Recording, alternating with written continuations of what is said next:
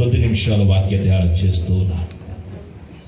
మరి ప్రియులు దైవజనుల యొక్క కుటుంబం దుఃఖంలో ఉన్నప్పటికీ, సంఘమంతా కూడా భారంతో ఉన్నప్పటికీ ఆదరించులాగా బలపరచులాగా శ్రేష్టమైన వాక్కు మీరు మాట్లాడుతున్నారని నమ్ముతూ ఉన్నా. నన్ను మరుగుపరిచి మీ ఆత్మాభిషేకంతో మీ వాక్కును నాకును అందరికీ ప్రకటించమని నజరేయుడైన యేసు నామమున ప్రార్థిస్తున్నాము తండ్రి. ప్రియమైన దేవుని బిడ్డలారా, మంచిది.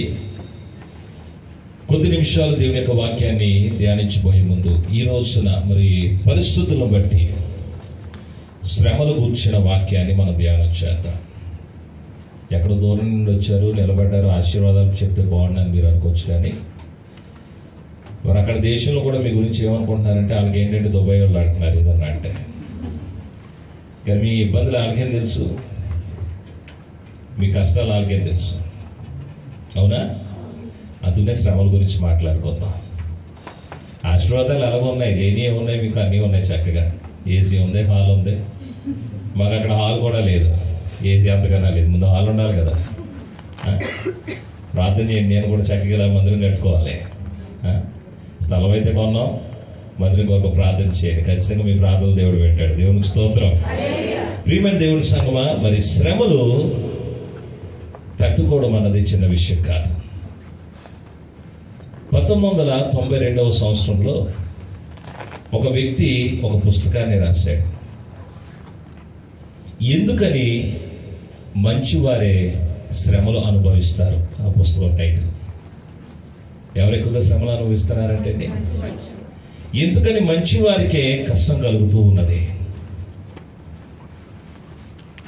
ఈ అనుభవంలో నుండి రాశాడంటే, తన చిన్న కుమార్తె, ఏకైక కుమార్తె అనుకోని పరిస్థితుల్లో అనారోగ్య పాలై తన ప్రాణాన్ని విడిచిపెట్టినప్పుడు తండ్రిగా ఆ స్థితిని, ఆ శ్రమను తను అనుభవించలేక ఆ బాధలో నుండి, ఆ దుఃఖములో నుండి ఈ మాటలు బయటకు వచ్చినాయి. ఎందుకు ప్రభువా మంచివారికి శ్రమలు, కష్టాలు? అవునా కదా? ప్రపంచంలో ధనవంతులందరూ ఎవరు చెప్పండి? సుఖంగా ఎవరు బ్రతుకుతున్నారు చెప్పండి? ప్రపంచంలో ఒకడు మోసం చేసినోడే న్యాయంగా బ్రతికినోడికి ఎలాగ ఉంటుంది? ఆలోచన చేయండి.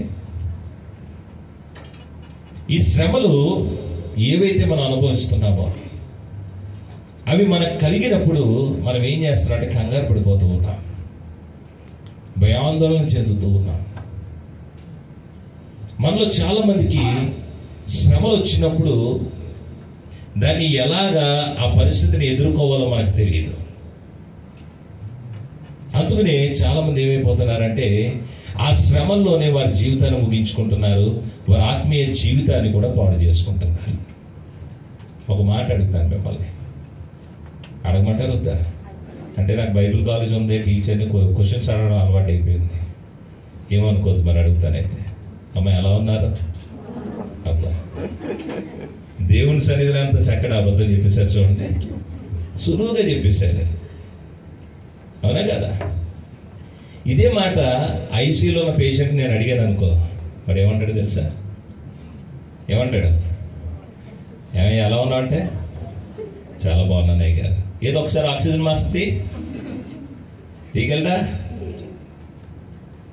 దైవజనులు ఐజాక్ గారు, ఆయనతో ఉన్న నా పరిచయంలో మనిషి ఎంత నలిగిపోతాడో అర్థమైంది. అయినా ఆయన ముఖం మీద చిరునవ్వు పోలే, పైకి నవ్వుతూ ఉంటాడు ఆయన అంతే.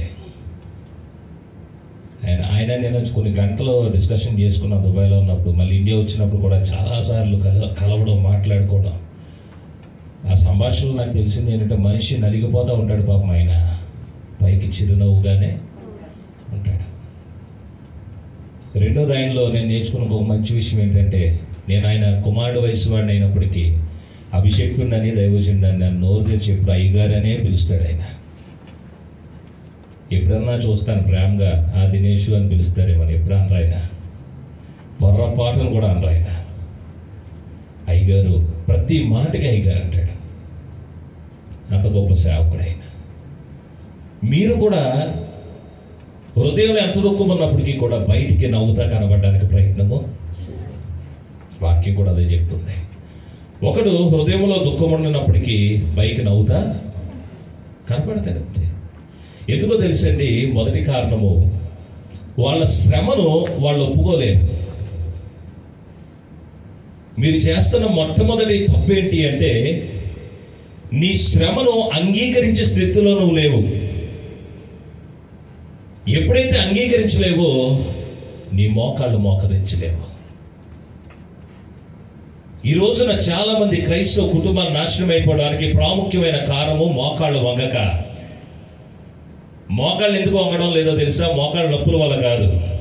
వీళ్ళు ఆ శ్రమను అంగీకరించక మోకరించలేని స్థితిలో ఉన్నారు.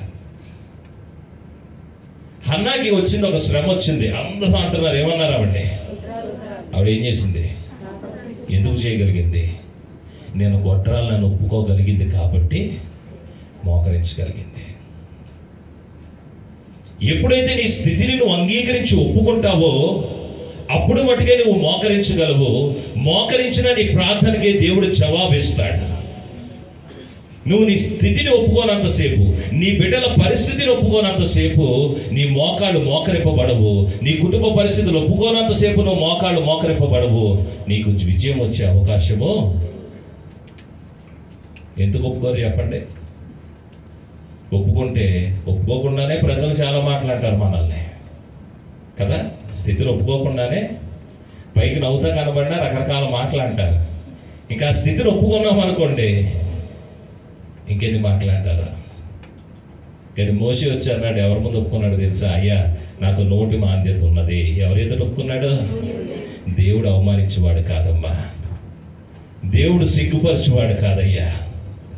ఆయన ఎదుట ఒప్పుకోండి, మనుషులు ఎదుట ఒప్పుకోమని చెప్పడంలే. నీ దేవాది దేవుడు నీ కొరకు కలువరి శిలువలో తన ప్రాణమును అర్పించిన దేవుడు, నిన్ను ఎంతగా ప్రేమిస్తున్నాడో అనుదినము నీ పక్కనే ఉండి చూపిస్తున్న దేవుడి సన్నిధిలోనికి వచ్చి, అయ్యా నా స్థితి ఇది అని నువ్వు ఎప్పుడైతే ఒప్పుకుంటావో ఆ క్షణమున నీకు విడుదల విజయము. మనం చేసే మొట్టమొదటి తప్పు, మన స్థితిని మనం ఒప్పుకో. మనం ఏం చేయాలి? ఒప్పుకోవాలి. ఒప్పుకోకుండా ఏం చేస్తున్నామో తెలుసా? కోప్పడతా ఉంటావు. రెండోది ఏం చేస్తున్నావు? కోప్పడుతున్నావు. ఎవరి మీద కోప్పడతావు? ఎవరి మీద?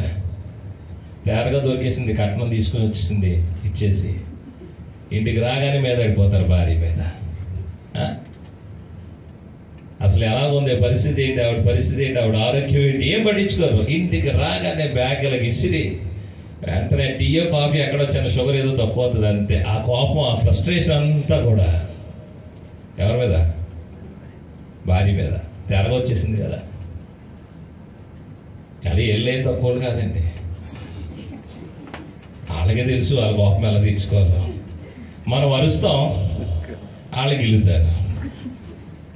ఏ టైంలోకి వెళ్ళాలో ఏం చేయాలో వాళ్ళకి బాగా తెలుసు. మనం బయటపడతాం, బయటపడరు అంతే. వీళ్ళిద్దరూ కొట్టుకుంటూ ఉంటారు. పిల్లలు అదే జీవితం అనుకుని వాళ్ళ బ్రతుకులు పాడు చేసుకుంటున్నారు. నువ్వు ఎప్పుడైతే కోపపడతావో ఆ కోపంలో నీ కుటుంబంలో ఉన్న రిలేషన్స్ని పాడు చేసుకుంటున్నావు. అపవాది అన్నవాడు కూడా అదే కోరుకుంటున్నాడు. దేవుడు కుటుంబ వ్యవస్థను స్థాపించి ఆ కుటుంబాన్ని బలపరచాలని, ఆ కుటుంబాన్ని ఉన్నతమైన సాక్షులుగా స్థిరపరచాలన్నప్పటికీ ఇలాంటి చిన్న చిన్న శ్రమలు వచ్చేసరికి కోపమును మనలో పుట్టించి ఏం చేస్తున్నాడు తెలుసా? ఆ కోపంతో మన రిలేషన్స్ అన్నిటినీ పాడు చేస్తున్నాడు.